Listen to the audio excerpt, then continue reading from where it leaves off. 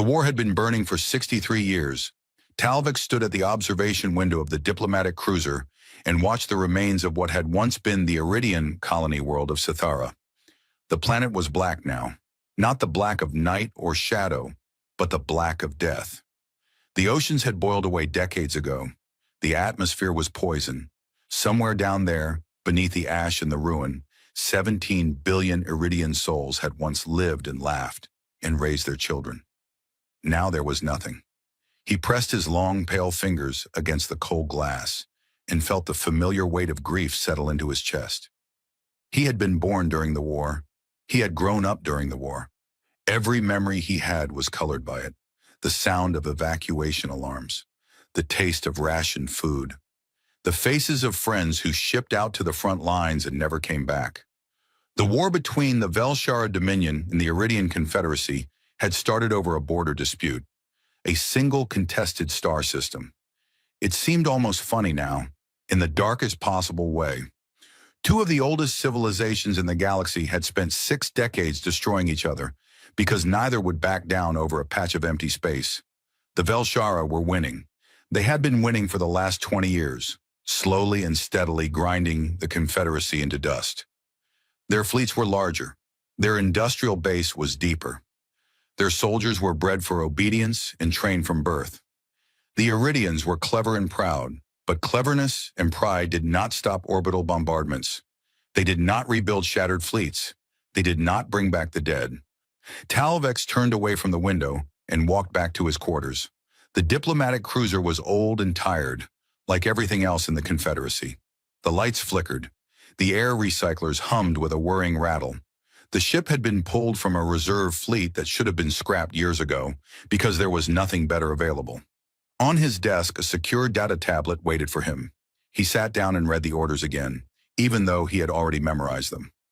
You are hereby authorized to make first contact with the species designated as Terrans, commonly known as humans. You are to assess their military capabilities and willingness to enter the conflict on behalf of the Confederacy. This mission is classified at the highest level. If captured, you will be disavowed. Below the official text, someone had added a handwritten note. It was from High Chancellor Meridax herself. The note was short. I know this seems like madness, Talvex. It probably is, but we are out of options. He put the tablet down and stared at the ceiling. Humans. Of all the desperate ideas the Confederacy had produced in 63 years of war, this was by far the most desperate. Every species in the galaxy knew about the humans, at least in the abstract. They were one of the great cautionary tales of the Galactic Council. 2 centuries ago, a routine survey ship had discovered a small blue planet in the Orion Arm, home to a primitive species that had just barely begun reaching into space. The survey team had spent 3 months observing them from orbit, and what they found had deeply disturbed the Council. The humans were predators. Not in the way that some species were predators, with a distant evolutionary history of hunting that had long since been softened by civilization. The humans were active, enthusiastic predators. They hunted for sport. They fought each other constantly. Their entire history was an unbroken chain of wars, each more destructive than the last. They had split the atom and immediately used it to destroy 2 of their own cities. They had developed biological weapons, chemical weapons, weapons that could poison their own world for generations. And through all of it, they kept going. They kept building. They kept fighting. The Council had classified them as a Category 5 predator species. The quarantine had been established within a year. A boundary of monitoring satellites and automated warning buoys was placed around their little corner of the Orion Arm, and the galaxy agreed to leave them alone and hoped they destroyed themselves before they figured out how to leave their solar system. They did not destroy themselves. Instead, they thrived. They spread across their own system. They built stations and colonies on dead worlds and floating rocks. And then, roughly 50 years ago, a human research team had found a crashed alien probe on one of their outer moons. The probe was old. It had been drifting for centuries before it fell. Its technology was outdated by galactic standards, but the humans did not care about galactic standards. They took that broken ancient probe apart piece by piece, studied every component, and within a decade, they had built their own version of a faster-than-light drive. It was crude. It was inefficient. It was, by any reasonable measure, dangerous. But it worked. The humans crossed the quarantine boundary 12 years before Talvex was born. The council detected them, filed a formal protest, and then did absolutely nothing about it. The war was already consuming all their attention, and a handful of human colony ships in the far reaches of the Orion Arm seemed like a problem for another century. Now Talvex was flying toward that problem at maximum speed, carrying the hopes of a dying civilization in his briefcase. The journey took 11 days. 11 days of jumping through forgotten hyperspace lanes, skirting the edges of the quarantine zone, and praying that neither the Velshara nor the Council detected him. His crew was small. 6 Iridians, all volunteers, all aware that they might not come home. They passed the time in nervous silence, checking and rechecking the ship's systems, reviewing what little intelligence the Confederacy had on human space. The intelligence was thin. Scattered reports from long-range sensor sweeps, a few intercepted human radio transmissions that the analysts had struggled to decode, blurry images of human ships that looked crude and ugly compared to the elegant vessels of the Confederacy. Everything suggested a young, small civilization that was barely holding itself together on the edge of explored space. On the morning of the 12th day, they arrived at the human frontier world of Nova Cascadia. Talvex had expected a primitive outpost, a few scattered settlements on a barely terraformed rock, maybe some orbital platforms and a handful of patrol ships. What he found made his blood run cold. Nova Cascadia was a fortress. The planet itself was green and blue, clearly well established, with city lights visible on the night side. But it was what surrounded the planet that stopped Talvex in his tracks. Orbital defense platforms. Dozens of them. Weapons arrays that his sensors could not fully identify. A shipyard complex that stretched across the sky like a metal spiderweb, with ships in various stages of construction filling every berth. And ships. Warships.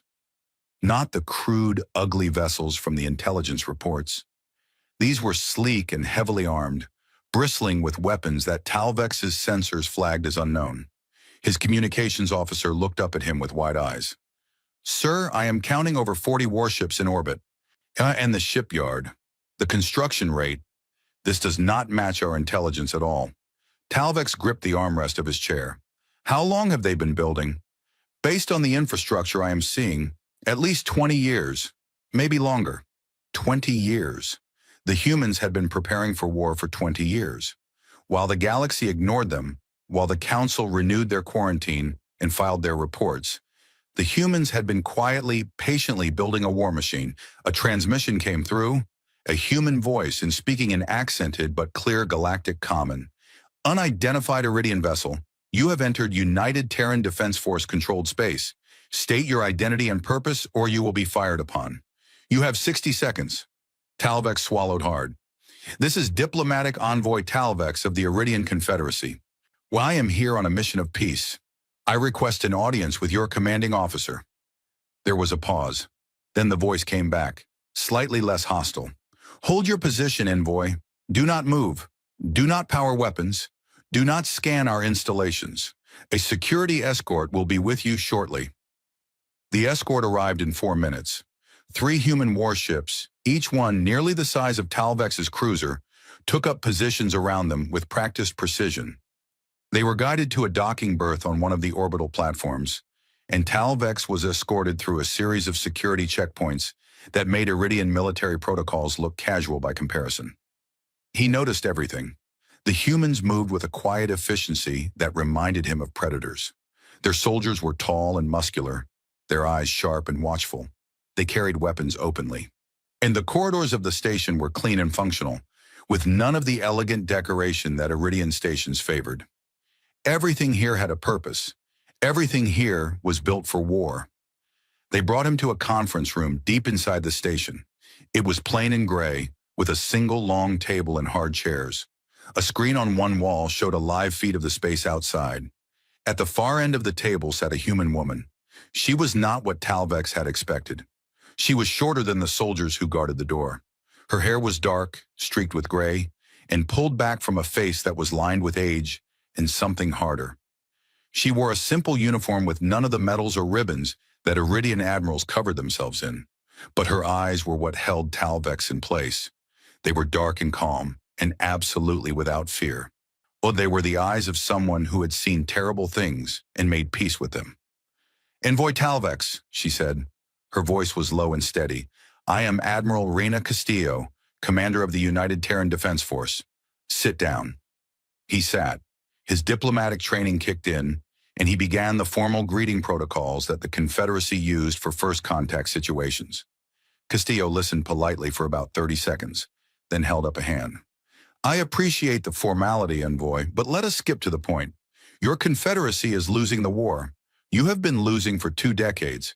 Your fleet strength is down to roughly 30% of its pre-war levels. The Velshara are advancing on 3 fronts, and your industrial capacity cannot replace losses fast enough to hold them. You are here because your government has run out of allies. You run out of options and decided that the quarantine predators on the edge of the galaxy are better than extinction." Talvex stared at her. You know all of this?" Castillo's expression did not change. "We have been watching your war since it started, Envoy. We have been watching the galaxy since we were old enough to look up and realize we were not alone. We intercepted your council's quarantine reports. We read what they wrote about us. Dangerous, irrational, too aggressive to integrate." She paused. They were not entirely wrong. Talvex felt a chill that had nothing to do with the temperature of the room. "Then you know why I am here. You want our help." "Yes. You want us to send our ships and our soldiers to die in a war that your civilization started and your civilization failed to finish." Talvex opened his mouth to protest, then closed it. She was right. There was no point in pretending otherwise. "Yes," he said again. Castillo leaned back in her chair. For a long moment, she said nothing. She just looked at him with those dark, unreadable eyes. Talvex had spent his entire career reading people, understanding their motivations, predicting their responses. He could not read this woman at all. "The galaxy locked us away," Castillo said finally. "They found us, decided we were monsters, and put up a fence. They did not try to talk to us. They did not try to understand us. They looked at our history and saw only the violence. And they decided that was all we were." "Admiral, I am not finished." Her voice did not rise, but something in it made Talvex's words die in his throat. "For 200 years, we have lived behind that fence. We have watched your civilizations through our telescopes and your own transmissions. We watched you build wonders. We watched you make peace and break it. We watched you start this war, and we watched billions die. And do you know what we did, Envoy? We prepared. Because we knew with absolute certainty that one day the galaxy would come to our door, either to kill us or to beg for our help, and we decided that when that day came, we would be ready for both." The room was very quiet. Talvex forced himself to speak. "And which is it, Admiral? Will you help us or will you turn us away?" Castillo stood. She walked to the screen on the wall and looked at the stars outside. When she turned back to face him, there was something new in her expression. Not anger, not pity, something older and more dangerous than either. "We will help you, Envoy, but understand something. We are not doing this for the Confederacy. We are not doing this for the Council that locked us away. We are doing this because 12 million humans live on colony worlds that will be in the path of the Velshara advance within 2 years. We are doing this because we have watched innocent people die for 63 years, and we are done watching." She placed both hands on the table and leaned forward. "And we will do this on our terms, our command structure, our rules of engagement. Your admirals do not give orders to my captains. Your politicians do not set our strategy. You asked the predators for help, Envoy. Now you will see what that means." Talvex nodded. He did not trust his voice. Castillo straightened up and pressed a button on the table. "Captain, signal the home fleet. Tell them to begin mobilization protocol. Full activation." A voice came back through the speaker. "Full activation, Admiral? That is everything." "Everything," Castillo confirmed. "It is time." She looked at Talvex one last time. There was the faintest shadow of a smile on her face, and it was the most terrifying thing he had ever seen. "We have been watching your war for a long time, Envoy. We were wondering when someone would finally ask." Talvik sat alone in the conference room for a long time after she left. Through the window, he could see the shipyard coming alive. Lights were turning on across its massive frame. Ships were moving. The station beneath him vibrated with a low, deep hum that he could feel in his bones. He thought about what he had done. He thought about the reports he had read about humans, their wars, their weapons, their relentless, unstoppable drive to survive and fight and win at any cost. He had come here to save the Confederacy. Now, sitting in the heart of a human war machine that was waking up around him like a sleeping giant opening its eyes, he was not sure if he had saved anyone at all. He was not sure the galaxy was ready for what was coming, but it was too late to turn back now. The news spread across the galaxy like fire through dry grass. It started as a rumor, whispers in the trade stations and diplomatic halls. Someone had broken the quarantine. Someone had made contact with the humans. Within hours, the whispers became headlines. Within days, every species in the galaxy was talking about it. The Iridian Confederacy had asked the humans for help, and the humans had said yes. On the Velshara homeworld, in the Grand War Chamber that overlooked the capital city like a crown of black stone, Supreme Commander Zhel Khan received the report with something between amusement and contempt. He was a tall creature, even by Velshara standards, with deep crimson skin and 4 eyes that glowed like heated metal. He had commanded the Dominion's war effort for 31 years. He had broken the Iridian fleet at Tessara. He had burned 17 of their worlds. He had turned the tide of the war through sheer, ruthless brilliance, and he had never once doubted that total victory was only a matter of time. He read the intelligence report twice, then tossed the data tablet onto the table. "Humans," he said. His adjutant, a nervous young officer named Kelthar, stood at attention. "Yes, Supreme Commander. Our intelligence confirms that the Iridians have formed a formal military alliance with the Terran species." "The quarantine species?" "Yes, sir." Zhel Khan let out a sound that the Velshara used for bitter laughter. "The Iridians must be truly desperate. They have gone begging to animals." He stood and walked to the massive window that formed the entire far wall of the chamber. Below him, the capital city stretched to the horizon, a monument to Velshara power. Warships moved through the sky in perfect formation. Air factories churned out weapons and armor around the clock. The Dominion was a machine, built for one purpose, and it had never failed. "What do we know about their military strength?" he asked. Kelthar pulled up the data. "Limited, sir. Our long-range scans suggest a fleet of approximately 200 warships. Their technology is several generations behind ours. Their FTL capability is crude. They have a small number of colony worlds with modest populations. Total estimated military personnel is somewhere between 500,000 and 1 million. Zhel Khan did not even turn around. "We have 14 million soldiers under arms and 3,000 warships. The Iridians have gone mad." "Should we adjust our strategy, sir?" "No. Continue the advance on all fronts. If the humans are foolish enough to put themselves in our path, we will crush them along with the Iridians. This changes nothing." He dismissed Kelthar with a wave of his hand and returned to studying the war maps. The humans were insects with delusions. They would learn. Across the galaxy, in the Iridian capital, the mood was only slightly more optimistic. Talvex had returned with the human delegation, and the Iridian High Command had gathered to meet their new allies. The meeting did not go well. The human delegation was led by a man named General Marcus Webb, a broad-shouldered figure with a shaved head and a jaw that looked like it had been carved from stone. He spoke Galactic Common with a heavy accent and showed no interest at all in the formal pleasantries that Iridian culture demanded. He shook hands too hard. He spoke too directly.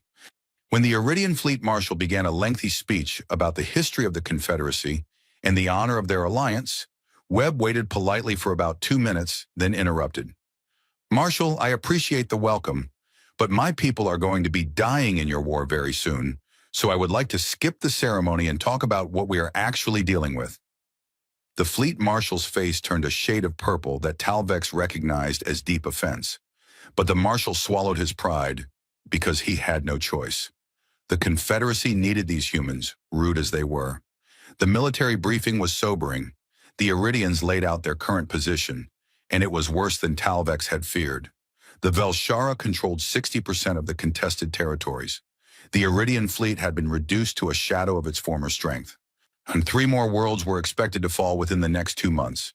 At the current rate of attrition, the Confederacy would collapse within 3 years. Webb studied the maps and the data in silence. Then he asked a single question that stunned everyone in the room. "Where are your reserves?" The fleet marshal blinked. "Our reserves? Your reserve forces, your backup fleet, your emergency production capacity, the forces you have been holding back for a situation exactly like this one." "General, we have no reserves. Everything we have is deployed. Every ship, every soldier. We have been fighting at full capacity for over a decade." Webb stared at him for a long, uncomfortable moment. Then he turned to his aide and said something in the human language. Talvex did not understand the words, but he understood the tone. It was the tone of a man who had just realized the situation was far worse than he had been told. "All right," Webb said finally. "We will work with what you have. But I need you to understand something, Marshal. The way you have been fighting this war is the reason you are losing. That is going to change." The Iridians did not like hearing this, but they listened. They had no choice. While the diplomats and generals argued in the capital, something far more significant was happening across human space. Something that no species in the galaxy had ever witnessed before, because no species in the galaxy had ever done anything like it. Humanity was mobilizing, not just their military, not just their fleet, everything. Every factory, every shipyard, every laboratory, every school, every person. The entire species was shifting, collectively and voluntarily, onto a war footing. Commander Sylphie of the Iridian Navy was the first alien to witness it firsthand. She had been assigned as a military observer to the human forces, a role she had accepted with a mixture of curiosity and dread. The Iridian High Command wanted someone embedded with the humans to assess their real capabilities and report back. They chose Sylphie because she was smart, calm, and had a reputation for being unshakable. Within a week, she was shaken. Her first stop was the Terran colony of Ethan Prime, a mid-sized industrial world that had been designated as a primary production hub. When she arrived, the planet was already in the middle of its transformation. Civilian car factories were being retooled to produce armored vehicle components. A company that had made kitchen appliances 2 weeks ago was now manufacturing missile guidance systems. A university research lab had been converted into a weapons development center, and the students who had been studying theoretical physics were now building prototype energy weapons with a speed that terrified her. She asked her human liaison, a young officer named Lieutenant Sarah Chen, how this was possible. How could a civilization shift its entire industrial base so quickly? Chen looked at her with an expression that Sylphie could not quite read. "We have been planning for this for a long time, Commander. Every factory on every Terran world has a war conversion protocol. Every engineer has dual training. We hoped we would never need it, but we always knew we probably would." "You planned for this? Or for a war that had nothing to do with you?" Chen shrugged. A very human gesture that Sylphie was beginning to understand meant something between acceptance and defiance. "We plan for everything. We are humans. It is what we do." Sylphie spent the next 3 weeks traveling through human space, and every day brought new revelations that she documented in increasingly urgent reports to High Command. She visited a shipyard on the colony world of New Vladivostok, where she watched a warship being built from the keel up in real time. The shipyard operated around the clock. 3 shifts of workers, each one picking up exactly where the last one left off, with a precision and speed that Iridian shipwrights would have called impossible. She asked the yard foreman how long it would take to complete the ship. He said 6 weeks. An equivalent Iridian vessel took 8 months. She watched human engineers solve problems in ways that no galactic species would have attempted. When a critical shortage of a specific alloy threatened to delay production, a materials scientist on Ethan Prime invented a substitute compound in 48 hours. It was not as good as the original. It was, by galactic standards, crude, but it worked. The humans did not care about elegance. They cared about results. She observed human soldiers in training and found herself unable to look away. They trained with an intensity that bordered on self-destruction. They ran until they collapsed, then got up and ran again. They fought each other in hand-to-hand combat with a controlled ferocity that made her stomach turn. And between the training sessions, they laughed, they told jokes. Or they played music and sang songs and argued about trivial things like sports and food. The contrast between their warmth as people and their brutality as warriors was something Sylphie could not reconcile. One night she sat in the mess hall of a training base on Nova Cascadia and watched a group of human soldiers eating dinner. They were young. Some of them looked barely old enough to be adults. They were loud and cheerful, throwing food at each other and laughing at stories she could not follow. One of them had a small animal on his shoulder, a furry creature with big eyes that the humans called a cat. The soldier fed it scraps from his plate and spoke to it in a soft, gentle voice. These were the same soldiers she had watched that morning beat each other bloody in a fighting pit and then help each other up afterward with smiles on their faces. She did not understand them. She was beginning to think that no one ever would. In her reports to High Command, Sylphie tried to be objective. She listed numbers, ship production rates, troop strength, weapons capabilities. She compared human technology to Velshara and Iridian equivalents and noted that the humans were behind in most areas, but closing the gap with alarming speed. She documented their organizational structure, their command hierarchy, their logistics networks, but the numbers did not capture what she was really seeing. And the numbers did not capture the look in a human engineer's eyes when she worked for 36 straight hours to solve a shield harmonics problem, running on nothing but caffeine and stubbornness. The numbers did not capture the way an entire planet could shift from peacetime to wartime in a matter of weeks. Not because they were ordered to, but because they chose to. The numbers did not capture the sheer, terrifying willpower of a species that had been locked behind a quarantine fence for 2 centuries and had spent that time not sulking, not stagnating, but preparing. She read their history. She read about their world wars, their revolutions, their disasters. She read about cities that were bombed to rubble and rebuilt within a generation. She read about diseases that killed millions and were conquered by scientists working day and night. She read about a species that had been knocked down 1,000 times and had gotten up 1,001. And she read about their wars, not just the facts and dates, but the stories. The soldiers who threw themselves on explosives to save their friends. The medics who ran into fire to drag wounded comrades to safety. The pilots who flew burning aircraft into enemy ships because they refused to die without taking something with them. The civilians who sheltered strangers at the cost of their own lives. Sylphie had seen bravery in Iridian soldiers. She had seen courage and sacrifice. But she had never seen anything like this. The humans did not just fight to win, they fought to protect. They fought for each other with a desperate, burning love that was, in its own way, more frightening than any weapon. She sent her reports. She was careful. She was thorough. She was honest.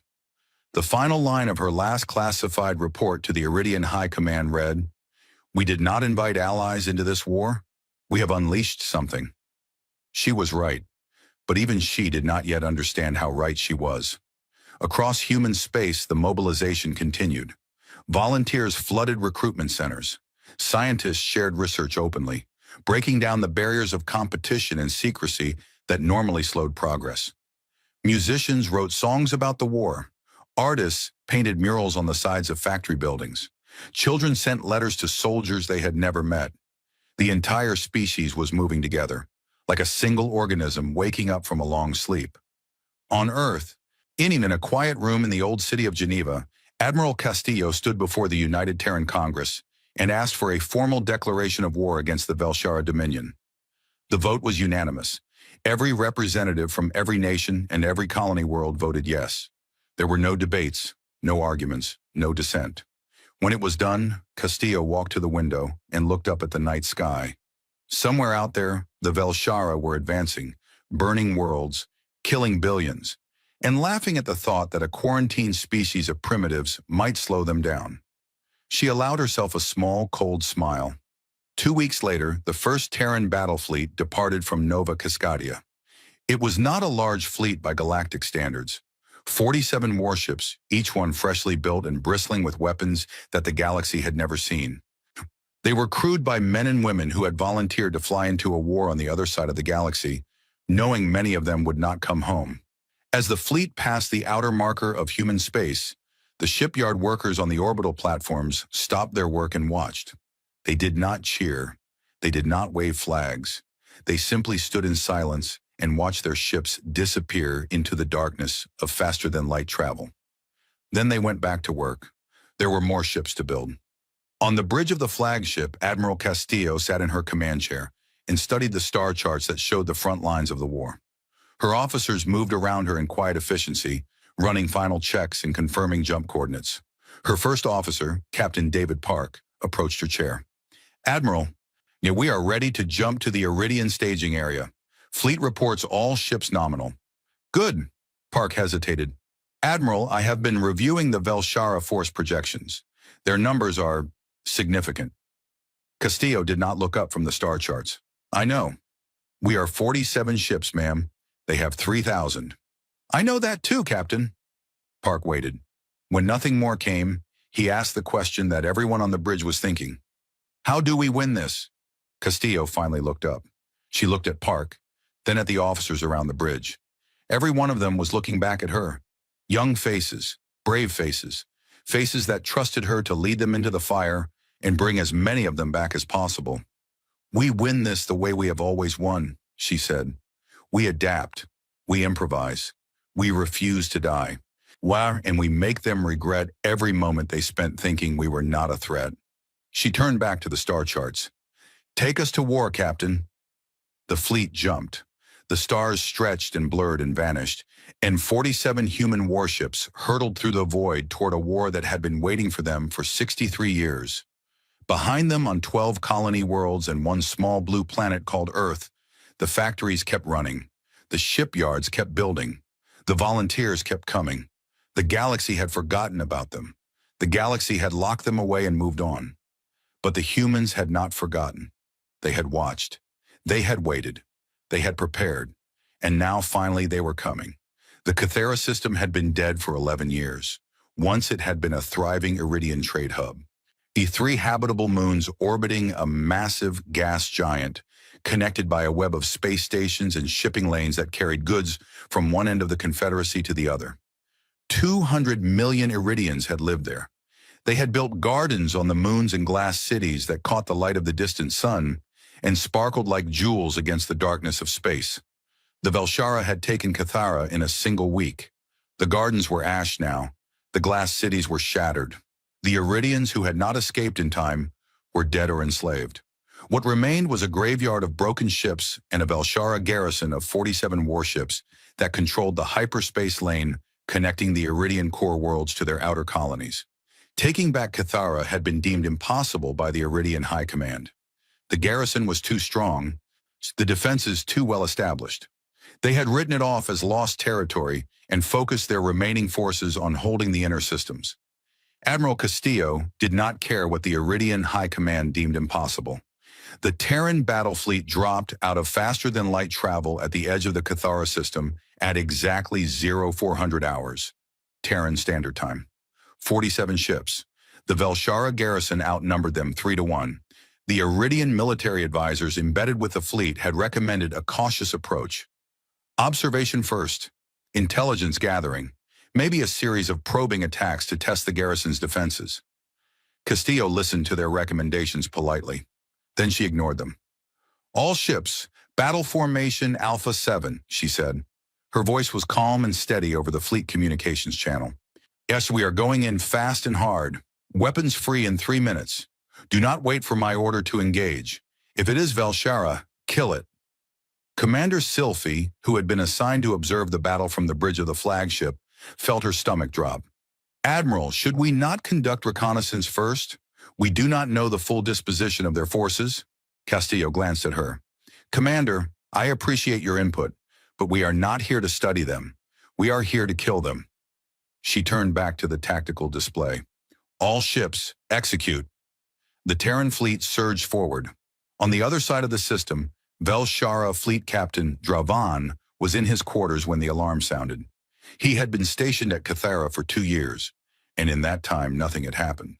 The system was a backwater garrison posting, far from the front lines. The most exciting thing that had occurred in the last 6 months was a minor malfunction in the station's water recycling system. He reached the bridge of his cruiser in 4 minutes. His officers were already at their stations, and the tactical display was showing a cluster of unknown contacts approaching at high speed. "Report," he ordered. "47 contacts, Captain, approaching from the system's outer boundary. Speed is..." "Sir, their speed is extremely high, much higher than standard combat approach velocity. Identification? Unknown configuration, sir. No match in our database." The officer paused. "Sir, their communications are broadcasting on an open channel. The language does not match any known Iridian dialect." Dravan frowned. "Put it on speaker." The bridge filled with sound. It was music, loud, aggressive. A pounding music with screaming vocals and instruments that Dravan could not identify. It was the most unpleasant thing he had ever heard. It was also, he realized with a chill, a deliberate provocation. Whoever these beings were, they were announcing their presence with all the subtlety of a bomb. "Sir," his tactical officer said, "I believe these are the humans." Dravan had read the intelligence briefings about the human alliance with the Confederacy. Like most Velshara officers, he had dismissed it as irrelevant. The humans were primitives. Their ships were crude. Their fleet was tiny. They were a curiosity, not a threat. "Raise shields and power weapons," he said. "Signal the garrison to form standard defensive formation. We outnumber them 3-1. This will be over quickly." It was over quickly. But not in the way Dravan expected. The humans did not fight like anything the Velshara had ever encountered. They did not fight like anything anyone in the galaxy had ever encountered. Galactic warfare had rules. Not written rules, but patterns that had been established over thousands of years of interstellar conflict. Fleets formed into orderly formations. They approached each other at measured speeds. They exchanged fire at established ranges. When one side gained an advantage, the other retreated in good order, regrouped, and tried again. It was civilized. It was predictable. It was rational. The humans were not rational. The Terran fleet hit the Velshara garrison like a hammer. They did not form orderly lines. They came in from multiple angles at different speeds, some in a formation that looked like chaos, but moved with a terrible, fluid coordination. Small groups of ships attacked different sections of the garrison simultaneously, forcing the Velshara to split their fire and their attention.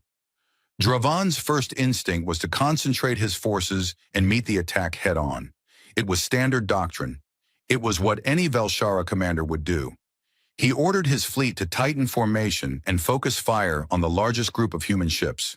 The humans responded by not being where his guns were pointing. They were fast. Faster than their ship specifications suggested they should be. They dodged and weaved through the wreckage of the old Iridian stations, using debris as cover in a way that no galactic fleet had ever attempted. Dravan's gunners were trained to hit targets in open space, moving in predictable patterns. The humans did not move in predictable patterns. They moved like predators, darting and feinting and striking from unexpected angles. Then the boarding pods hit.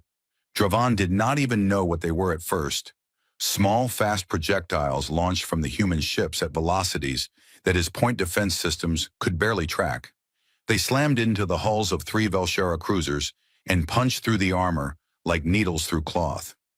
Inside each pod were human soldiers in heavy combat armor, and they poured into the ships with a ferocity that turned the corridors into slaughterhouses. The Velshara were bigger than humans. They were stronger. They had thicker skin and faster reflexes. In a fair fight, a Velshara warrior should have been able to defeat a human easily. Yes, the humans did not fight fair. They used explosives in enclosed spaces.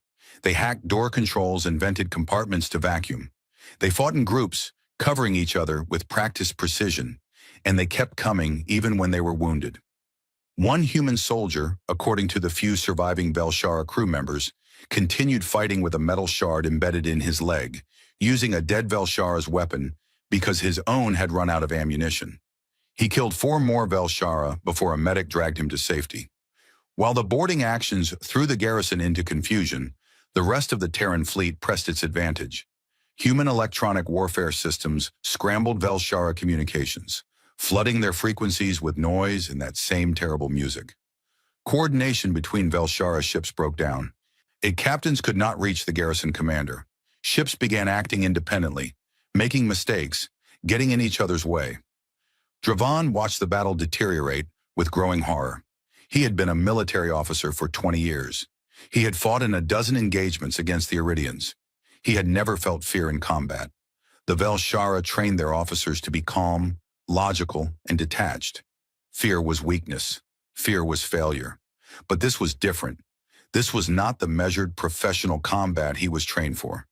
This was violence in its rawest form, applied with intelligence and creativity and an absolute refusal to play by the rules. The humans were not just fighting. They were dismantling his garrison piece by piece, exploiting every weakness, punishing every mistake, and moving faster than his command structure could respond. 6 hours into the battle, Dravan's flagship took a direct hit from a weapon he had never seen before. It was some kind of jury-rigged electromagnetic pulse device, crudely built but devastatingly effective. It knocked out his ship's shields and half its systems in a single blast. Before his engineers could restore power, 3 human ships converged on his position and opened fire. His cruiser broke apart in 12 seconds. Dravan made it to an escape pod. As the pod tumbled through the debris field, he looked out through the tiny viewport and saw the Cathara system burning. Velshara ships were everywhere, broken and drifting and dying. Human ships moved through the wreckage like sharks, finishing off the wounded, collecting escape pods, and systematically destroying every piece of military hardware the garrison had left. The Battle of Cathara lasted 9 hours from start to finish. Of the 47 Velshara warships in the garrison, 43 were destroyed. The remaining 4 surrendered. The humans lost 6 ships. 6. The shockwave hit the galaxy within hours. On the Velshara homeworld, Supreme Commander Zhel Khan received the battle report in silence. He read it 3 times. He read the tactical analysis, the casualty figures, the sensor recordings that showed human ships doing things that his own admiral said were impossible. He read the intercepted communications from the surviving Velshara crews, and he noticed something that disturbed him more than the defeat itself. His soldiers were afraid, not cautious, not concerned, afraid. The Velshara language had very few words for fear. It was not an emotion their culture valued or even fully understood, but the reports from Cathara were full of it. Descriptions of human soldiers that kept fighting after being wounded, ships that rammed into Velshara vessels rather than retreat, weapons that appeared out of nowhere, improvised on the battlefield, designed to exploit specific weaknesses that the humans should not have known about. One phrase appeared in multiple reports used by different crews who had no contact with each other, the same words independently chosen to describe what they had encountered. The predators are here. Zhel Khan stood and walked to his war map. He stood there for a long time, looking at the markers that represented his fleets, his territory, his strength. Then he began issuing new orders. Fleet reserves from 3 sectors were to be redeployed to the human axis of advance. Intelligence assets were to be redirected to study human capabilities. Research teams were to analyze the weapons used at Cathara and develop countermeasures. He did not tell anyone why. He did not explain his sudden shift in priorities. But his adjutant Kelthar noticed that for the first time in 31 years of command, Zhel Khan had stopped smiling. In the Iridian capital, the news of Cathara was received with stunned disbelief. The Iridian High Command had expected the humans to lose, or at best to fight to a draw. A complete victory against a garrison that outnumbered them 3-1 was not something they had even considered as a possibility. Talvex watched the reaction from his office in the diplomatic quarter. He saw the mixture of relief and fear on the faces of the Iridian leadership, and he understood both emotions perfectly. Relief because the humans were as powerful as he had hoped. Fear because the humans were more powerful than anyone had imagined. The neutral species across the galaxy reacted with open panic.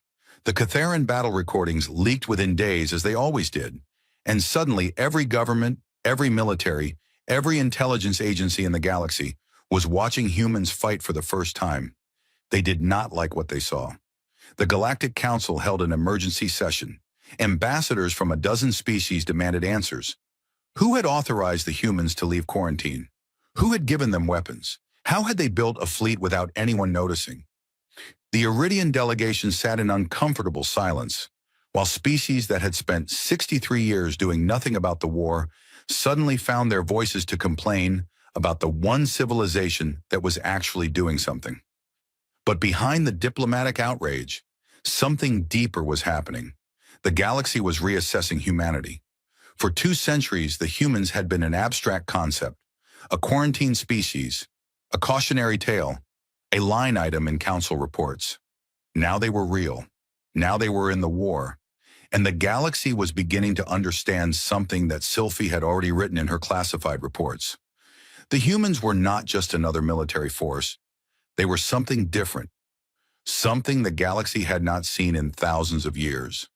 A species that fought not with doctrine and tradition and established methods, but with creativity and adaptability and a kind of controlled madness that turned every assumption upside down. And they were just getting started. On the bridge of her flagship, which had taken moderate damage but was already being repaired by crews who had started working before the last Velshara ship had even stopped firing, Admiral Castillo reviewed the casualty reports. 6 ships lost, 211 dead. She read every name. She always read every name. Captain Park approached her. "Admiral, we are receiving a priority transmission from Terran Command. The first production wave is complete." "How many?" 312 new warships, ma'am. They will reach the front in 6 weeks. Castillo nodded. She did not smile. She did not celebrate. She looked at the star chart showing the Velshara positions and began planning the next attack. Sylphie stood in a corner of the bridge and watched her. She had watched the battle from this same bridge, gripping a support rail with both hands as the ship shook and screamed around her. She had watched human officers bark orders and make split-second decisions that changed the course of the fight. She had watched them cheer when enemies fell and go silent when friends died. Now she watched them mourn. The bridge crew had set up a small memorial in the corner, a piece of metal from one of the destroyed ships, with names scratched into it. As officers passed by, they would touch it briefly and move on. No ceremony, no speeches, just a quiet acknowledgement that people they loved were gone. Then they went back to work. Sylphie thought about her reports. She thought about the words she had used to describe humanity. Aggressive, unpredictable, dangerous. All true. But she was beginning to understand that those words did not tell the whole story. These creatures did not fight because they enjoyed destruction. They fought because they could not bear to lose the people beside them. Every reckless charge, every suicidal boarding action, every impossible improvisation she had witnessed at Cathara was driven not by bloodlust, but by something far more powerful. They loved. They loved each other with a fierce, burning intensity that drove them to do impossible things. And when they lost someone they loved, they did not retreat. They got angry. Sylphie looked at the memorial in the corner, at the names scratched into metal, and she felt something she had never felt before in 20 years of military service. She was glad they were on her side, because she was beginning to understand what would happen if they were not. 6 months after the Battle of Cathara, the galaxy no longer laughed at humanity. The war had changed. Everyone could feel it. The slow, grinding stalemate that had defined the conflict for decades was gone, replaced by something faster and more violent and more terrifying than anything the galaxy had seen in living memory. The humans had not just entered the war, they had set it on fire. The Terran fleet had grown to over 1,000 warships. 1,000. The number staggered the Iridians, who had spent 3 years building their last batch of 200 ships. The humans had done it in 6 months. Their shipyards ran day and night, staffed by workers who rotated in shifts and seemed to never stop. New designs rolled off the production lines before the old ones had even finished testing. The humans did not wait for perfection. They built, they tested in combat, they learned, they built again. Each new generation of ships was better than the last, and the generations came faster than anyone thought possible. Their tactics had evolved too. The desperate improvisation of Cathara had been refined into something the Iridian military analysts called controlled chaos. It was a doctrine unlike anything in the galactic playbook.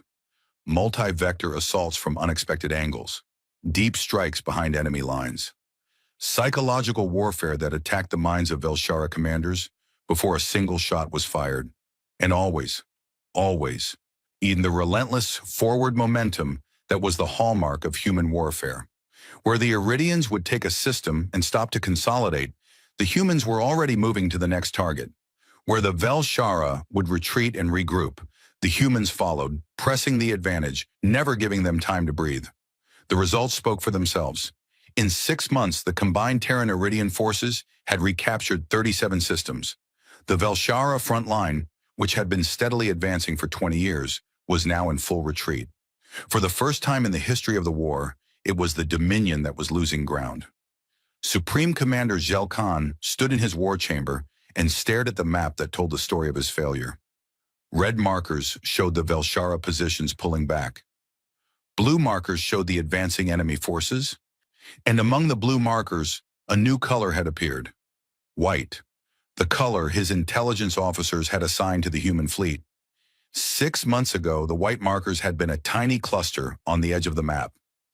Now they were everywhere, pushing deeper into Dominion territory with every passing week. He had tried everything. He had reinforced the front lines with his best units. He had deployed new weapon systems. He had reorganized his command structure and replaced the officers who had failed against the humans. Nothing worked. The humans adapted too quickly. They learned from every engagement. They turned every Velshara tactic against itself, finding weaknesses that his own strategists had never considered. Worse than the military defeats was what the humans were doing to his soldiers. The Velshara were a proud species, and bred and trained for war. They had fought the Iridians for 6 decades without flinching. But the humans were different. The humans did not fight like civilized beings. They fought like animals. They appeared out of nowhere, struck without warning, and vanished before the Velshara could respond. They broadcast messages into Velshara space, messages in broken Velshara language that mocked their commanders and promised more destruction. Human special forces landed on occupied worlds in the dead of night, armed resistance fighters, destroyed supply depots, and disappeared like ghosts. For the first time in the war, Velshara soldiers were reporting something that their commanders struggled to understand. They were afraid, not the rational caution of a professional military facing a strong opponent. Something deeper, something older. The ancient primal dread of a prey animal that knows it is being hunted. The feeling of being watched by unseen eyes. The certainty that something terrible was lurking just beyond the edge of perception, waiting to strike. The Velshara did not have a strong cultural concept of fear. Their language had few words for it, but their bodies knew. Their sleep cycles were disrupted. Their reaction times were slowing. Their morale was crumbling. Entire units were losing effectiveness, not because of casualties, but because of the constant, grinding pressure of fighting an enemy that never stopped, never rested, and never showed mercy to those who resisted. Zhel Khan watched his empire crack, and for the first time in his life, he felt the cold hand of desperation close around his heart. He needed to change the calculus of the war. He needed to do something so devastating, so terrible, that it would break the humans the way they had broken his soldiers. He ordered the bombardment of Elysium. Elysium was a human colony world on the outer edge of Terran space. It was not a military target. It had no warships, no weapons factories, no strategic value. It was a peaceful world of farms and small cities, home to 12 million human civilians, families, children, people who had never held a weapon in their lives. Zhel Khan's own admirals protested. Orbital bombardment of a civilian world was not unprecedented in the war, but it was considered an extreme measure, used only against targets of strategic importance. Elysium had no strategic importance. The bombardment would serve no military purpose. It was pure punishment, pure terror, designed to send a message. Zhel Khan overruled every objection. The humans fight because they believe they are invincible, he told his war council. We will show them that they are not. We will show them that their worlds can burn just as easily as the Iridians' worlds burned. We will break their spirit. The bombardment fleet arrived at Elysium on a Tuesday morning. There were no warships to defend the planet. The few orbital platforms were civilian models, communications relays, and weather satellites that had never been designed to withstand military fire. The Velshara fleet brushed them aside like cobwebs and took up bombardment positions in high orbit. The people of Elysium had 37 minutes of warning. 37 minutes between the first detection of the Velshara fleet and the first kinetic rounds hitting the surface. Oh, 37 minutes to run, to hide, to hold their children and pray. It was not enough. The bombardment lasted 4 hours. The Velshara used kinetic impactors, massive rods of dense metal dropped from orbit at tremendous velocity. Each one hit the surface with the force of a nuclear weapon. Cities were flattened in seconds.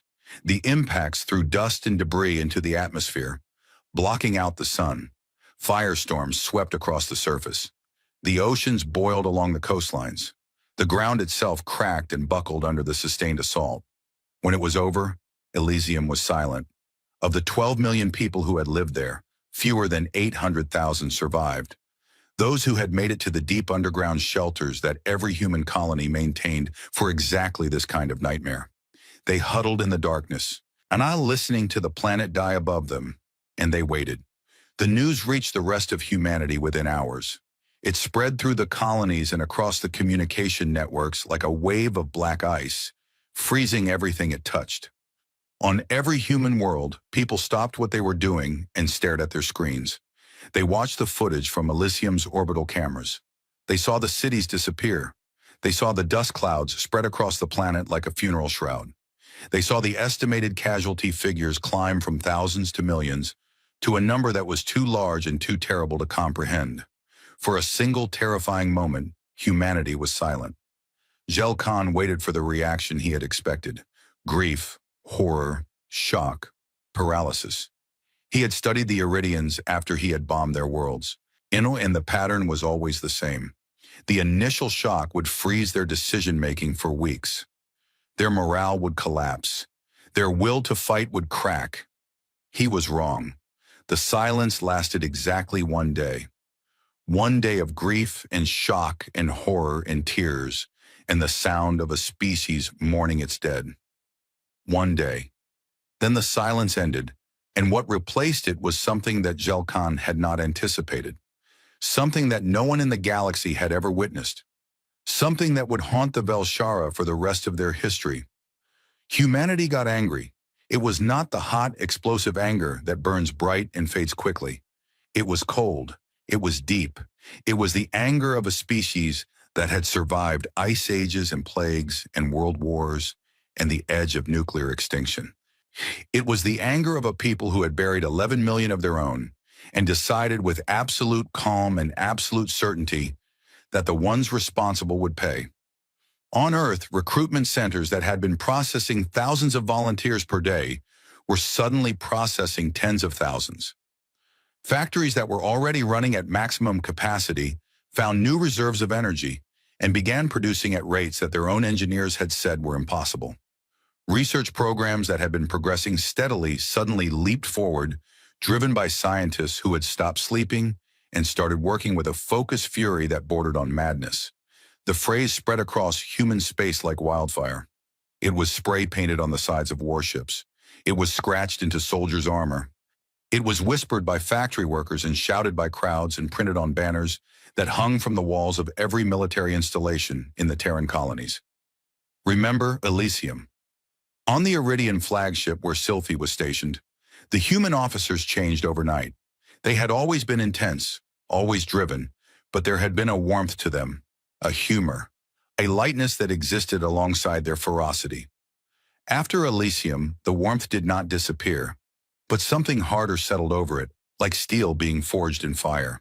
They still joked, they still laughed, but their eyes were different. There was something in their eyes that made Sylphie's blood run cold. She had seen predators before. She had studied the great hunting species of a dozen worlds. She knew what it looked like when a predator locked onto its prey. Every human she saw had that look now. Admiral Castillo addressed the Terran Congress 3 days after Elysium. Her speech was broadcast across the galaxy on every open channel. She did not restrict it. She wanted everyone to hear. She stood at the podium in her uniform, her face calm, her voice steady. She did not shout. She did not cry. She spoke with the quiet, controlled precision of a surgeon describing where she intended to cut. 3 days ago, the Velshara Dominion murdered 11,200,000 of our people. Men, women, children. They were not soldiers. They were not combatants. They were farmers and teachers and doctors and children who had never hurt anyone. She paused. The silence was absolute. The Velshara did this to break us. They believed that if they killed enough of our civilians, we would lose our will to fight. They believed that we were like the other species they have conquered, that we could be terrorized into submission. Another pause. When she spoke again, her voice had not changed in volume or tone, but something in it had shifted. Something that made the translators on 1,000 alien worlds struggle to find the right word. They were wrong. She looked directly into the camera. I have a message for Supreme Commander Zelkan. You chose to make this personal. You will regret that. Every ship you have will burn. Every fortress you have built will fall. Every world you hold will be taken from you. And when we stand in the ashes of your capital, you will understand the mistake you made when you decided to murder our children. She did not raise her voice. She did not need to. We are coming for you, Wada, and we will not stop. The speech lasted 4 minutes. Its effect lasted forever. Across the galaxy, the reaction was immediate and visceral. The Velshara propaganda machine tried to spin the bombardment of Elysium as a legitimate military action. No one believed them. Even species that had been neutral or sympathetic to the Dominion recoiled in disgust. Several neutral governments quietly expelled Velshara diplomatic missions. Trade agreements were frozen. Intelligence sharing arrangements were terminated. But the neutrals were not just angry at the Velshara. They were afraid of what was coming next. They had watched the humans fight for 6 months. They had seen what humans could do when they were motivated by strategy and alliance. Now the humans were motivated by something far more powerful. Revenge, grief, the cold, implacable rage of a species that had tried to coexist peacefully and been answered with genocide. The Galactic Council held emergency sessions that stretched for weeks. The debates were frantic and divided. Some ambassadors called for intervention, for a ceasefire, for anything that would stop the escalation. Others argued that the humans had every right to retaliate and that the Council had no standing to interfere, given that they had done nothing to stop the war for 63 years. A few, the oldest and wisest, said very little. They simply watched the human fleet movements on the strategic displays and calculated how long it would be before the Dominion fell. An ancient species called the Etheri, who had been so old and so reclusive that most younger civilizations considered them mythical, broke their silence for the first time in 1,000 years. Their message was broadcast to every government in the galaxy. It was a single sentence, delivered in a language so old that it had to be translated through 3 intermediate tongues before it could be understood. The sleeping predator has opened its eyes. Pray it remembers mercy. No one knew what to make of it. The Etheri offered no further explanation. They retreated back into their silence and their ancient world, and the galaxy was left to interpret their warning alone.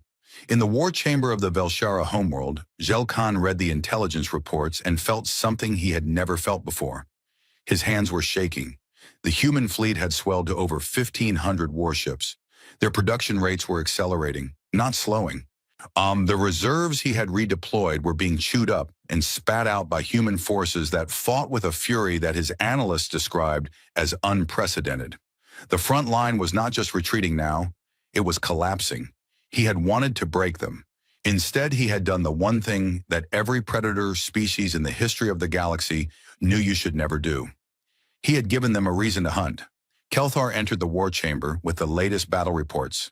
His face was gray. Sir, we have lost the Vithara sector, all 12 systems. The humans advanced through it in 9 days. Zelkan did not respond. Sir, the home fleet is requesting additional reinforcements. They are reporting human scout ships in the outer systems. The humans are probing our home defenses. Still nothing. Sir, Kelthar hesitated. Supreme Commander, what are your orders? Zelkan looked at the map. The white markers were everywhere now, closing in from every direction, moving with a speed and coordination that should have been impossible for a species that had entered the war less than a year ago. He had spent 31 years building the Velshara war machine. He had conquered dozens of worlds. He had broken the Iridian Confederacy. He had been the most feared military commander in the galaxy. Now he was being hunted by a species that had been locked in a cage for 200 years. and the cage door was wide open. And the thing that had come out of it was angrier and more dangerous than anything he had ever imagined. He looked at Kelthar, and for the first time his adjutant saw something in his commander's eyes that he had never seen before. When that no Velshara had ever seen in those eyes. Fear. Reinforce the homeworld, Jelkan said quietly. Pull everything back. Every ship, every soldier. We defend the capital. Nothing else matters. It was the order of a desperate man. The order of a man who had finally realized that he was not the hunter. He was the prey. Far across the galaxy, the Terran Armada was forming. 1,500 warships, the largest fleet humanity had ever assembled, gathered at a staging point in liberated Iridian space. They were joined by what remained of the Iridian fleet, another 300 ships that looked small and tired next to the gleaming new Terran vessels. On the bridge of her flagship, Admiral Castillo reviewed the final attack plans. The target was the Velshara homeworld, the heart of the Dominion. Dummer, the seat of the Empire that had burned Elysium, and laughed about it. Captain Park stood beside her. He looked at the fleet displayed on the tactical screen. 1,800 warships, millions of soldiers, the combined fury of two civilizations aimed at a single point. No negotiation offered? He asked quietly. Castillo looked at him. Her face was calm. Her eyes were not. No, she said, not yet. The fleet jumped. The stars blurred and vanished, and the largest armada in galactic history hurtled through the void toward the Velshara homeworld. In its wake, the galaxy held its breath and wondered what would be left when the humans were done. And in the halls of the ancient Etheri, where beings older than most civilizations sat in their eternal silence, one of them turned to another and spoke a single word. It was the Etheri word for storm. The Battle of Velshara began on a cold morning in the capital system of the Dominion, when 1,800 warships dropped out of faster-than-light travel and filled the sky with war. The Velshara were waiting. Zelkan had pulled every ship, every defense platform, every weapon system in his empire back to the homeworld. Over 2,000 warships formed a wall of steel and fire around the planet. Orbital fortresses, each one the size of a small moon, anchored the defensive lines with weapons powerful enough to crack continents. The surface of Velshara itself was covered in ground-based anti-orbital batteries, shield generators, and fortified positions that had been built over centuries to withstand exactly this kind of assault. It was the most heavily defended position in the galaxy, and the Velshara had built it to be unbreakable. Admiral Castillo studied the defensive array on her tactical display. Her officers waited in tense silence around her, watching the wall of red icons that represented the Velshara fleet. It was the largest concentration of enemy firepower they had ever faced. For the first time since the war began, the Velshara outnumbered the attackers. Captain Park spoke first. Admiral, their defensive formation is textbook. Multiple overlapping fields of fire. The orbital fortresses provide anchor points that prevent flanking. A direct assault would be costly. Castillo nodded. Good thing we are not making a direct assault. She opened a fleet-wide channel. All ships, this is Castillo. You know why we are here. You know what they did. Today we end this. Execute Operation Thunderfall. Operation Thunderfall was not a single plan. It was dozens of plans, layered on top of each other, designed to adapt to whatever the Velshara threw at them. It was the product of 6 months of human military planning, informed by every lesson learned since Cathara, and it was the most complex military operation in the history of the species. The battle began with deception. A third of the Terran fleet surged forward in what appeared to be a direct frontal assault, drawing the attention and firepower of the Velshara defensive line. The Velshara commanders, trained in a doctrine that valued head-on confrontation, committed their reserves to meet the charge. It was exactly what Castillo wanted. While the Velshara focused on the frontal assault, Submarine, the remaining Terran ships split into dozens of small groups and slipped around the edges of the defensive formation. They used the system's asteroid belt as cover, threading through gaps in the sensor network that human intelligence had identified weeks earlier. Some groups carried electronic warfare packages that jammed Velshara communications. Others carried special forces teams in boarding pods, ready to take the orbital fortresses from the inside. The first orbital fortress fell 4 hours into the battle. A team of human Marines breached its hull through a maintenance hatch that the Velshara had never considered a vulnerability. They fought their way through the station's interior in brutal close-quarters combat, taking the command center and turning the fortress's own weapons against the Velshara fleet. And the effect was devastating. The defensive line cracked. By the end of the first day, 2 more fortresses had fallen. The Velshara fleet was in disarray, caught between the frontal assault and the smaller groups that were now hitting them from every direction. Jelkan ordered a retreat to a tighter defensive perimeter around the planet, but the withdrawal was chaotic. Ships collided with each other in the confusion. Communications were scrambled by human electronic warfare. Commanders could not reach their subordinates. The second day was worse. The Terran fleet pressed into the gaps in the Velshara formation with relentless aggression, widening every crack, exploiting every mistake. The Iridian ships, fighting alongside the humans for the first time in a major engagement, found themselves caught up in the momentum. Iridian captains, trained in the cautious, methodical doctrine of their own navy, watched in amazement as human ships charged directly into the strongest points of the Velshara line, absorbed terrible punishment, and kept coming. On the bridge of an Iridian cruiser, Sylphie witnessed something she would never forget. A human destroyer, badly damaged and venting atmosphere from a dozen hull breaches, positioned itself between a Velshara battleship and a crippled Iridian transport carrying wounded soldiers. The destroyer had no chance of surviving the exchange. Its captain knew it. Every officer on that ship knew it. They did it anyway. They held position for 11 minutes, taking hit after hit, buying time for the transport to limp to safety. When the destroyer finally broke apart, its last transmission was a single word from its captain. Clear. The transport made it to safety. 200 Iridian wounded survived because a human crew of 63 decided that their lives were worth the trade. Sylphie stood on her bridge and watched the debris of the destroyer drift through space, and she felt tears running down her face. She had not known she could cry. She was not sure Iridians were supposed to be able to cry, but she cried for those 63 humans who had died to save people they had never met, from a species that had spent 2 centuries pretending they did not exist. The third day of the battle broke the Velshara fleet. The last orbital fortress fell to a combined human-Iridian assault. The remaining Velshara warships, cut off from their command structure and surrounded on all sides, began to surrender in groups. Some fought to the end. Most did not. They were exhausted and terrified and beaten, and they had nothing left. By the 4th day, the space around Velshara belonged to the Terran fleet. The orbital battle was over, but the planet remained. Jelkan had retreated to the surface with his personal guard and his most loyal units. The Velshara capital city was a fortress in its own right, built into the bedrock of the planet, shielded by energy barriers and defended by millions of soldiers who would fight to the last. Taking the city by orbital bombardment would be easy. The humans had the firepower to reduce the entire surface to glass. Every military analyst in the galaxy expected them to do exactly that. After Elysium, no one would have blamed them. The Velshara had murdered 12 million human civilians. The galaxy would have understood if humanity had repaid the debt in kind. Castillo gave a different order. No orbital bombardment, she said. We go down there and we take it on the ground.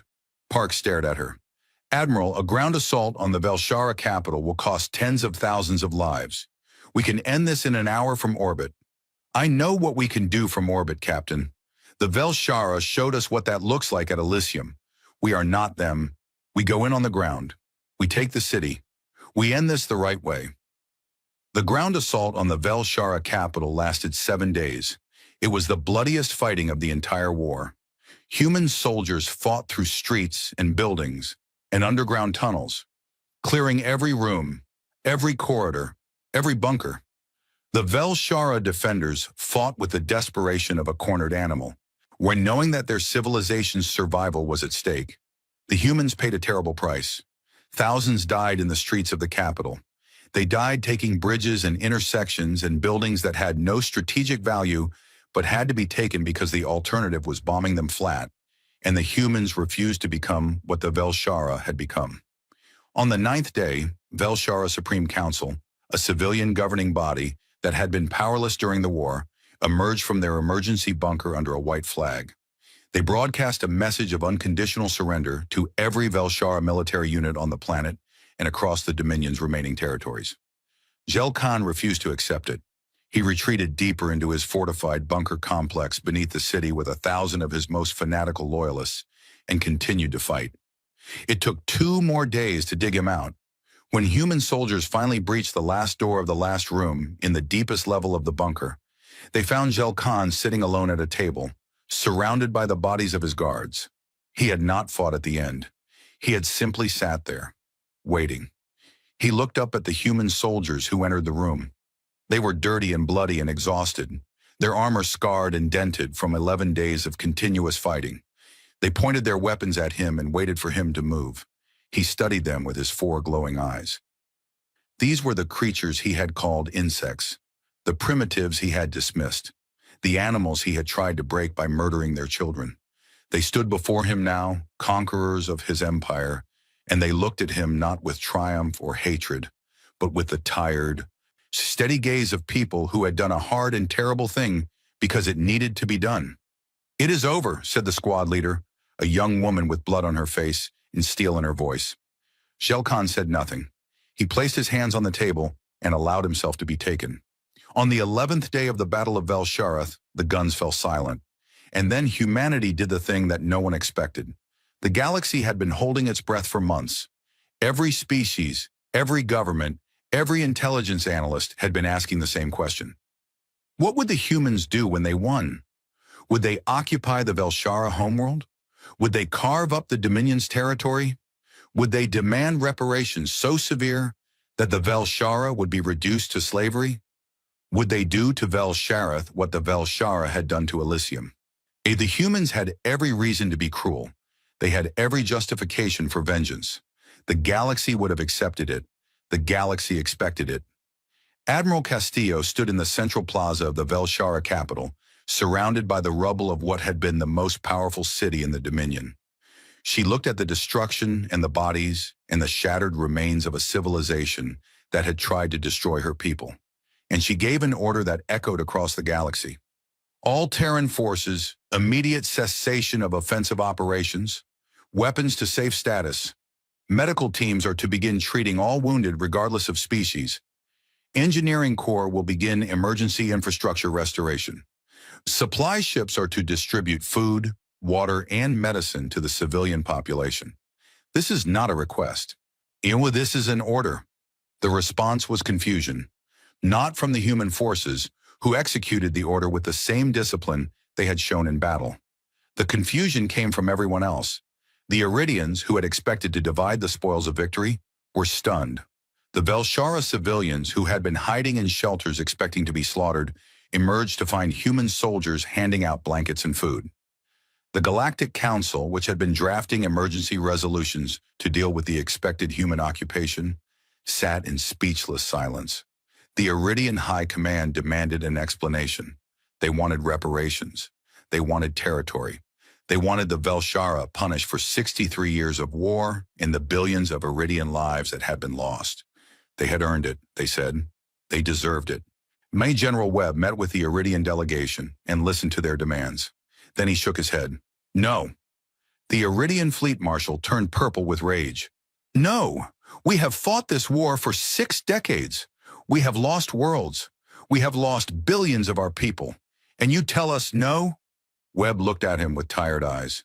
Marshal, if we strip the Velshara bare, if we take their worlds and their wealth and their dignity, what do you think happens in 20 years? In 50? They rebuild. They remember. And they come back, angrier than before. We did not cross the galaxy and spend the lives of our people to plant the seeds of the next war. We came here to end this one. This is not your decision to make. It is exactly our decision to make. Our soldiers are the ones who took this planet. Our people are the ones who died to get here. And we did not do it so that you could become the next Velshara. The Iridians argued. They protested. They threatened. In the end, they accepted, because they had no choice. The human fleet was the dominant military force in the galaxy, and the humans had made their position clear. There would be peace. Not the peace of the conqueror, but the peace of the exhausted. The peace of people who had seen enough death. Castillo called for a galactic peace summit. Every species was invited, every government, every faction, every voice that wanted to be heard. The summit was held on a space station in neutral territory, and it lasted for 3 months. The negotiations were long and difficult and often bitter. Old grievances were aired. New ones were created. More than once, the talks nearly collapsed. But through it all, the humans held firm. They brokered compromises. They mediated disputes. They used the threat of their military power not to dominate, but to keep everyone at the table. Castillo herself sat through hundreds of hours of negotiations, and she brought the same calm, unyielding determination to the conference room that she had brought to the battlefield. The treaty that emerged was not perfect, no treaty is, but it established the framework for a peace that had seemed impossible a year earlier. The Velshara Dominion was reformed, not destroyed. War crimes tribunals were established. Reparations were paid, but calibrated to rebuild rather than to punish. A new galactic security framework was created, with humanity as its anchor. Not because they had conquered the galaxy, but because they were the only species that every other species believed would fight to keep the peace. In the weeks after the summit, the transformation of the Velshara homeworld became the defining story of the post-war era. Human ships that had carried weapons now carried food and building materials. Human engineers worked alongside Velshara civilians to restore power and water to the damaged cities. Human medics treated Velshara wounded in field hospitals set up in the ruins. An image spread across the galaxy. It was a photograph taken by a Velshara journalist in the streets of the capital. It showed a human marine, still in his battered combat armor, carrying a Velshara child in his arms. The child was small and frightened, her crimson skin pale with shock, her 4 eyes wide with terror. The Marine was holding her carefully, showing her gently the way a parent holds a child. He was walking through the rubble toward a medical station, and his face, visible through his cracked visor, showed an expression that every species in the galaxy recognized instantly: tenderness. This was the same species that had fought like demons for 11 days. The same species that had torn through the most powerful military in the galaxy with a ferocity that would be studied in war colleges for centuries. The same species that had been quarantined as too dangerous to exist among civilized peoples. And here was one of them, carrying an enemy's child to safety as if she were his own. The image became the symbol of the war's end. It was reproduced in every media outlet on every world. It was displayed in galleries and government buildings and schools. And it forced the galaxy to confront a truth that it had been avoiding for 200 years. They had been wrong about the humans, not wrong about their violence. The violence was real. The danger was real. Everything the quarantine reports had said about human aggression and human capacity for destruction had been confirmed 1,000 times over in the last year. The humans were, without question, the most dangerous species the galaxy had ever encountered. But the quarantine reports had missed the other half of the equation. They had cataloged the darkness and ignored the light. They had seen the wars and missed the rebuilding. They had counted the weapons and overlooked the hospitals. They had measured the capacity for destruction and failed to weigh the capacity for creation, for compassion, for love.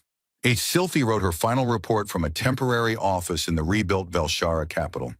She had spent a year among the humans. She had watched them prepare for war and fight it and win it, and then, against all expectations, put down their weapons and pick up tools. She had seen the best and worst of them. She had been terrified of them and inspired by them, sometimes in the same hour. Her report was long and detailed, full of military analysis and strategic assessment, and the kind of dry professional language that Iridian intelligence officers were trained to use. But at the end, she abandoned the professional language and wrote from the heart. We feared them because they were predators. We should have feared them because they were human. They carry war in one hand and mercy in the other, and they choose every single time which hand to extend. The galaxy locked them away because we saw only the war. We were fools.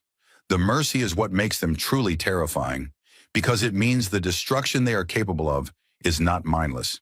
It is a choice, and they chose when they had every reason not to be kind. The galaxy will never be the same for having met them. I am not sure we deserve them, but I am grateful, more than words can express, that they are here. The report was classified for exactly 3 days before it was leaked. Within a week, it had been read by every sentient being in the galaxy who had access to a communications terminal.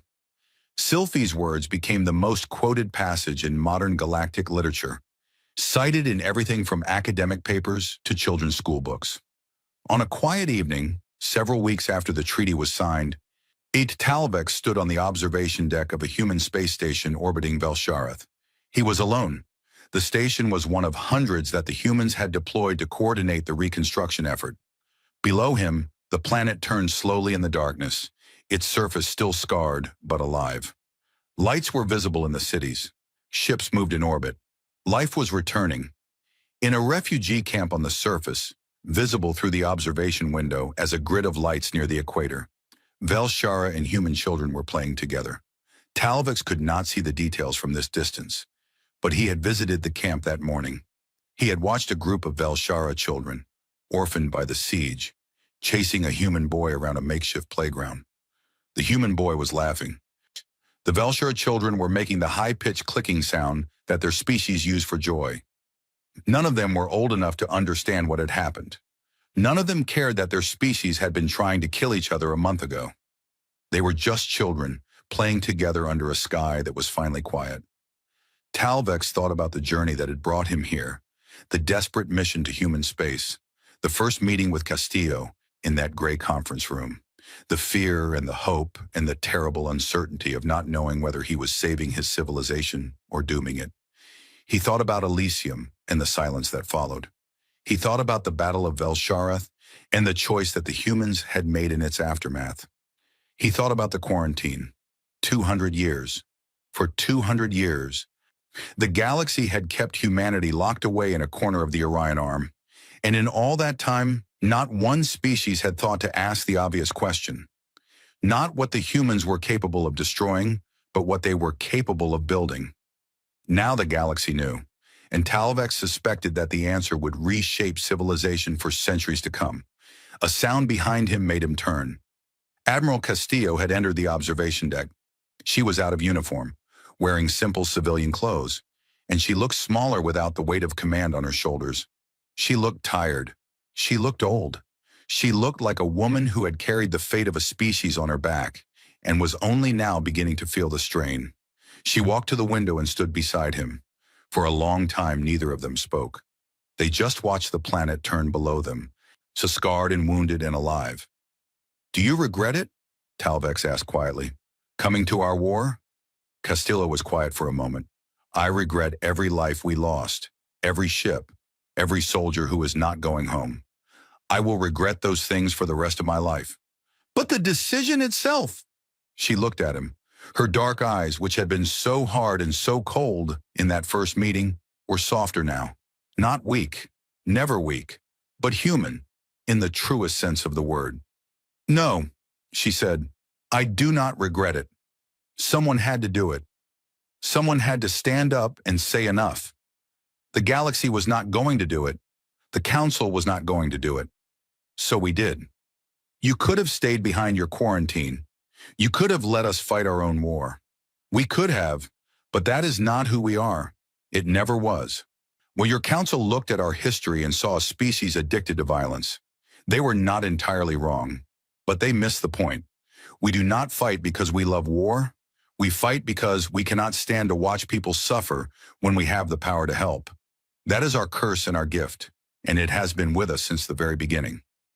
Talvex thought about that. He thought about the 63 years of war and the billions of lives lost and the fact that it had taken a quarantined species of supposed primitives to finally end it.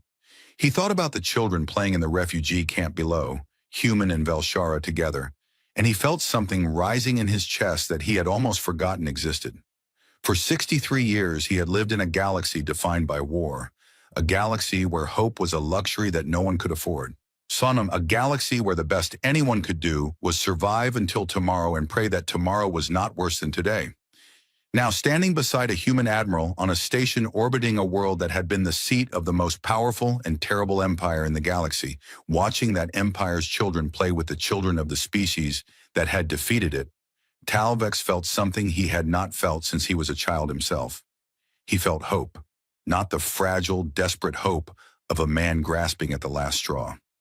Real hope, the deep, steady hope that comes from seeing the worst that the universe can do and watching someone choose freely and deliberately to answer it with kindness. The galaxy had feared humanity.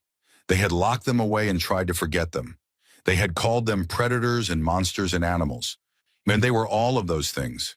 But they were also the ones who, when the war was over and the enemy was beaten, and the whole galaxy expected them to take their revenge, reached out their hand instead.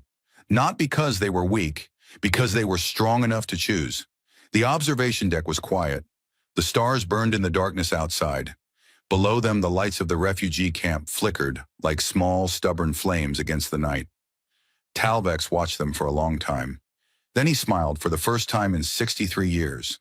The galaxy had feared the predator. They should have understood the human.